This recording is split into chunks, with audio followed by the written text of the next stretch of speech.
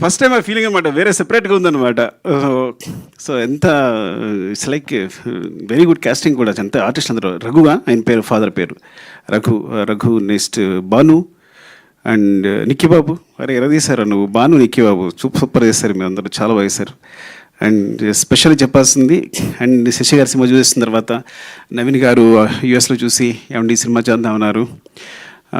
ఇంత mega producers ఒక మంచి సినిమా చేయడానికి ముందుకొచ్చి సినిమాని తీసుకుని భుజాల మీద వేసుకుని రవి గారు, నవీన్ గారు, థ్యాంక్ యూ సో మచ్ అండి. మళ్ళొకసారి చాలా థ్యాంక్స్ చెప్పాలి మీకు ఈ సినిమా ముందు తీసుకెళ్తున్నందుకు. ఇది వెరీ నేను చెప్పినట్టు it's like, so always I feel like నేను ఒక 3 గంటలు మనుషుల్ని కూర్చుని ఎంటర్టైన్ చేస్తే ప్రపంచంలో ఆ 3 గంటల్లో చాలా క్రైమ్ తగ్గిపోద్ది అనుకుంటాను. ఆ టైప్ నేను. సో నా మెసేజే ఎంటర్టైన్మెంట్. నేను ఇప్పుడు అదే ఫీల్ అవుతాను. ఎందుకు ఫీల్ అవుతాను అంటే, నా బిగినింగ్లో నేను పోయిమ్స్ రాసేవాడిని, చాలా సెన్సిటివ్, చాలా నేను పోయిట్ రాసేవాడిని, కథలు రాసుకునేవాడిని, ఎవరితో మాట్లాడేవాడిని, సిగ్గు.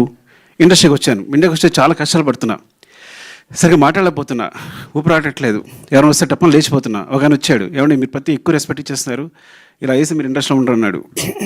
నాకు అర్థం కాదా. సో ఇట్స్ లైక్, అంటే ఏం చేయాలన్నా ఇప్పుడు ఇదంతా ఈ సినిమా డైలాగులు ఇవి అంత గందరగోళంగా అనిపిస్తుంది. అప్పుడు నేను మా గురుగారి దగ్గరికి వెళ్ళాను.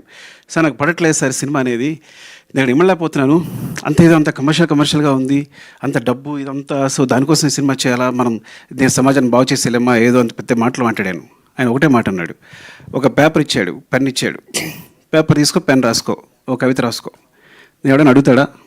నీ జీవితాంతం పేపర్స్ ఇస్తా, నీ పెన్ ఇస్తా, నీ కవితలు నువ్వు రాసుకో.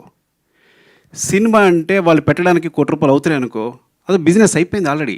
ఫస్ట్ నువ్వు కొంత ఇన్వెస్ట్ చేసిన ఏదైనా సరే, ఈ ప్రపంచంలో కొంత ఇన్వెస్ట్ చేసిన ప్రతిదీ బిజినెస్ అవుద్ది. సో ఆ వన్ షేర్ పెడుతుందంటే 1 షేర్ వెనక్కి రావాలి. So you're doing a business first. So నీ ఆర్ట్ని బిజినెస్గా